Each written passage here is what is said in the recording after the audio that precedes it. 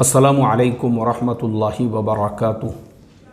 मोहतरम भाइयों, बुज़ुर्गों, दोस्तों, रात से हज़रत मौलाना कलीम सिद्दीकी साहब के गुमशुदगी की ख़बर जैसे ही सोशल मीडिया पे वायरल हुई, पूरे मुल्क के मुसलमानों में बेचैनी थी। लोग तशवीश में मुब्तला थे, आखिर मौलाना कहाँ गए, ऐसा क्या हो गया कि मौलाना की कोई इत्तला नहीं है, कोई ख़बर नहीं है। लेकिन अब वो चीज़ कन्फर्म हो चुकी है। मेरे सामने हिंदुस्तान टाइम्स की वेबसाइट ओपन है। 1:15 पर उन्होंने इस खबर को शाये किया, यानी अब से सिर्फ 15 मिनट पहले। इसीलिए हमने अब तक इस उन्वान पे कोई लबकुशाई नहीं की, क्योंकि हम इंतज़ार कर रहे थे कि अल्लाह खैर का कुछ ऐसा मुआमला करे कि हज़रत मौलाना सफ़र के दरमियान किसी गांव में रुक गए हो, ऐसी इत्तला मिल जाए, या किसी मदरसे में रुक गए हो। लेकिन जिस चीज़ का डर, जिस चीज़ का खौफ था, वही ख़बर हमारे सामने है।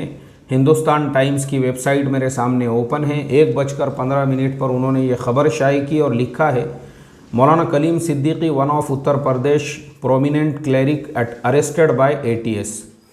ATS ने हज़रत मौलाना कलीम सिद्दीकी साहब को गिरफ़्तार कर लिया है, जो उत्तर प्रदेश के एक बहुत ही मशहूर और मारूफ मुबल्लिग थे।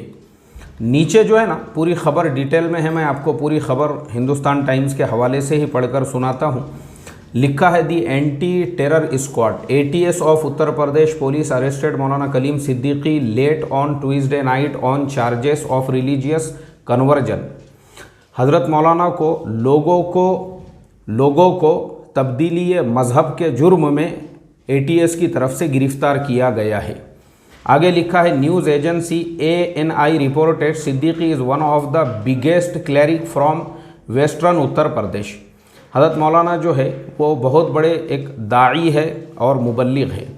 नीचे जो है डिटेल में उन्होंने लिखा, addressing A press conference on Wednesday Uttar Pradesh ADG law and order Prashant Kumar said that the क्लैरिक had direct links with mass unlawful conversion racket. जो उत्तर प्रदेश के ADG है लॉ एंड ऑर्डर के प्रशांत कुमार, उन्होंने अभी प्रेस कॉन्फ्रेंस ली और उसमें एकदम क्लियर उन्होंने ये कह दिया कि हज़रत मौलाना कलीम सिद्दीकी के जो बहुत सारे गैर कानूनी तौर पे लोगों को तब्दीली मज़हब जो लोग कराते थे, हज़रत मौलाना उस रैकेट से जुड़े हुए थे। आगे लिखा है, Maulana Kaleem had direct links with mass unlawful conversion racket which was boosted by ATS। Earlier this year, Kaleem not only funded and oversaw conversion activities but also used his trust to fund madrasas involved in unlawful conversion, said Kumar. Prashant Kumar ने यह कहा है कि जो racket यानी उमर गौतम साहब वगैरह को जो गिरफ़्तार किया गया था, उसे उन्होंने एक रैकेट का नाम दिया। उन्हीं से तहकीकात में ये सारी बातें सामने आई है और मौलाना कलीम सिद्दीकी भी उसी के साथ में जुड़े हुए थे, ऐसा उन्होंने कहा है।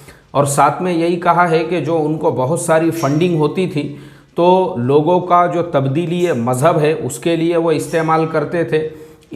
इसी तरह से उनका जो ट्रस्ट था, शाह वलीउल्लाह जो ट्रस्ट था, उसमें जो फंड्स आते थे वो ऐसे मदरसों के ऊपर खर्च करते थे जिनके जो कन्वर्जन से जुड़े हुए थे।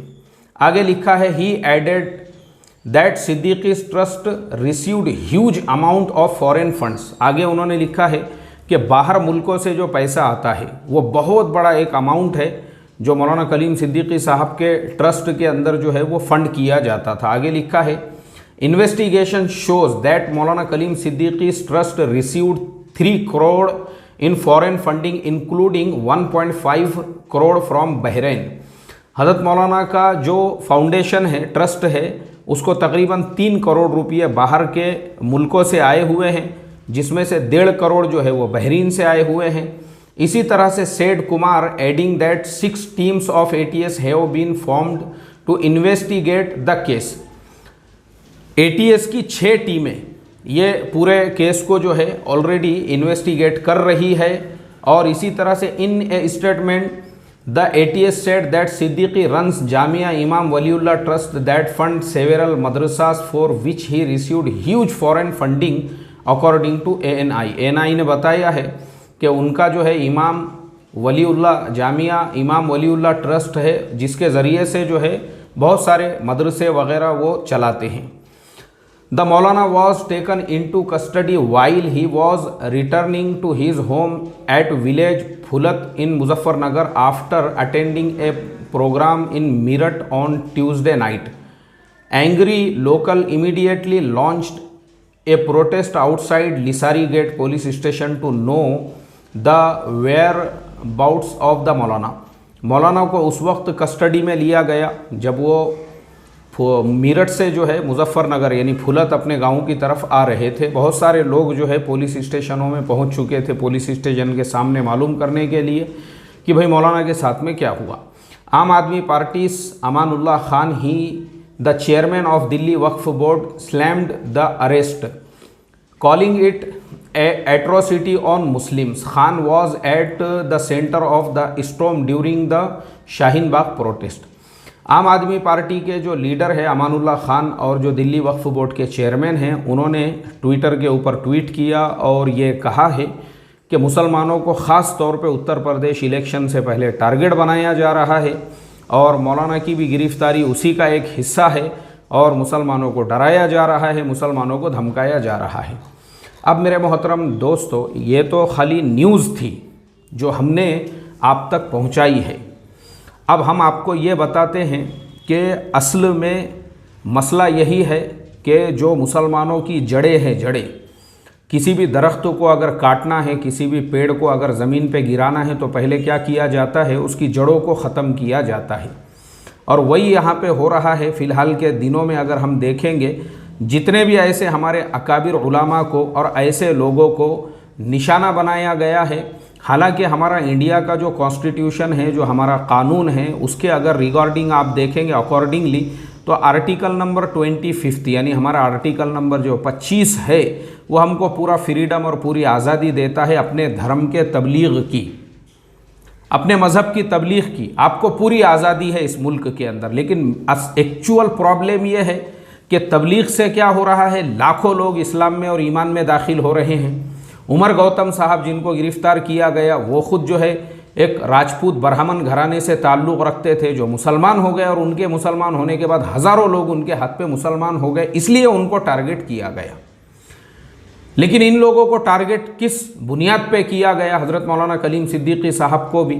अब इनको डायरेक्ट जो है ना ये बोलकर टारगेट नहीं किया जा सकता है कि तुम लोगों को तुम इस्लाम की तबलीग कर रहे थे, क्योंकि ये तो कानून के जो हमारा कॉन्स्टिट्यूशन है तुम उसके अगेंस्ट में जा रहे हो, वैसा नहीं कर सकते। फिर अब इनको नरगे में लिया गया फॉरेन फंडिंग के तहत में कि फ़ॉरेन से तुम लोगों को इतनी फंडिंग हो रही थी, इसलिए जो है तुम ज़बरदस्ती लोगों का कन्वर्जन करा रहे थे, हालांकि ये मुल्क के कॉन्स्टिट्यूशन के बिल्कुल ख़िलाफ़ है।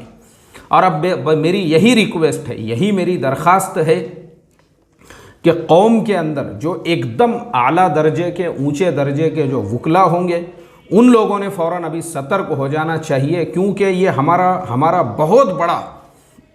बहुत बड़ा एक खसारा है, नुकसान है।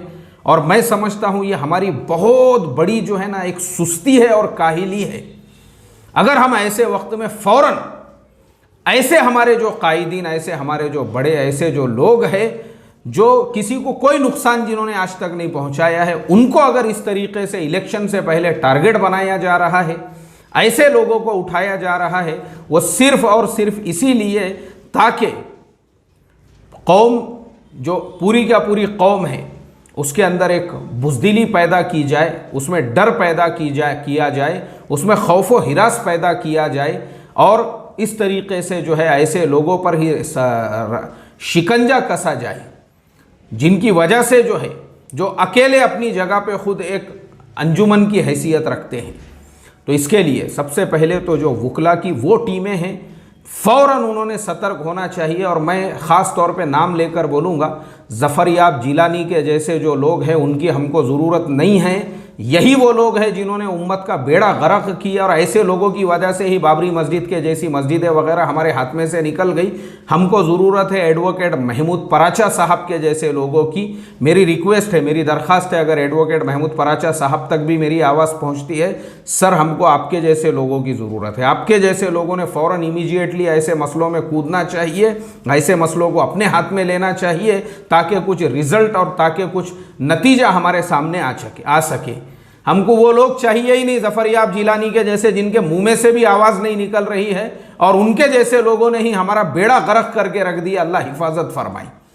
और मेरी रिक्वेस्ट है, ये जितने लोग अमीरुल हिंद, वज़ीरुल हिंद, फ़कीरुल हिंद और गरीबुल हिंद बनकर बैठे हुए हैं, उन्होंने फ़ौरन इस मसले को प्रायोरिटी देकर, फ़ौरन इस मसले को जो है एकदम संजीदगी के साथ में लेकर, जब तक हज़रत मौलाना कलीम सिद्दीकी साहब की रिहाई नहीं हो जाती है, उस वक्त तक जिस लेवल पर भी जा सकते हैं, चाहे उसके लिए मुल्क के गृह मंत्री से मुलाकात करनी पड़े, मुल्क के वज़ीर आज़म, प्राइम मिनिस्टर माननीय हमारे प्राइम मिनिस्टर माननीय नरेंद्र जी मोदी, और चाहे मुल्क के जो सदर है रामनाथ कोविंद साहब, जिस लेवल पे भी आपको काम करने की ज़रूरत पड़े, मेरी रिक्वेस्ट है, ये जितने गरीबुल हिंद, वज़ीरुल हिंद, फ़कीरुल हिंद, अमीरुल हिंद बनकर बैठे हुए लोग हैं, सिर्फ बैठो मत अपने नारियल पे नारियल रख के, बस गद्दों को टेके लगा के और वहीं से बैठे बैठे जो है हुक्मनामे मत जारी करो, बल्कि ये वक्त जो है ना रोड पर आने का, रास्ते पे आके प्रैक्टिकल मेहनत करने का है।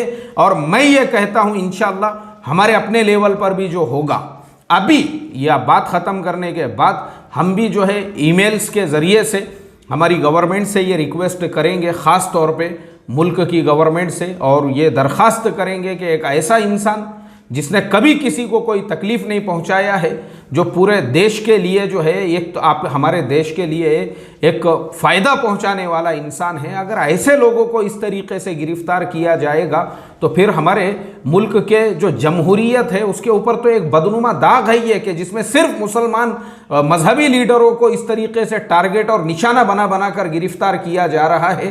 तो ये वक्त जो है मोहतरम दोस्तों, चौकन्ना होने का, सतर्क होने का, और मौलाना की रिहाई के लिए हम किस तरीके से, किस लाइन से कैसी कोशिश कर सकते हैं, उसके लिए अपने आप को तैयार करने का है। अल्लाह हम तमाम को अमल की तौफीक अता फरमाए। अस्सलामु अलैकुम व रहमतुल्लाहि व बरकातुहू।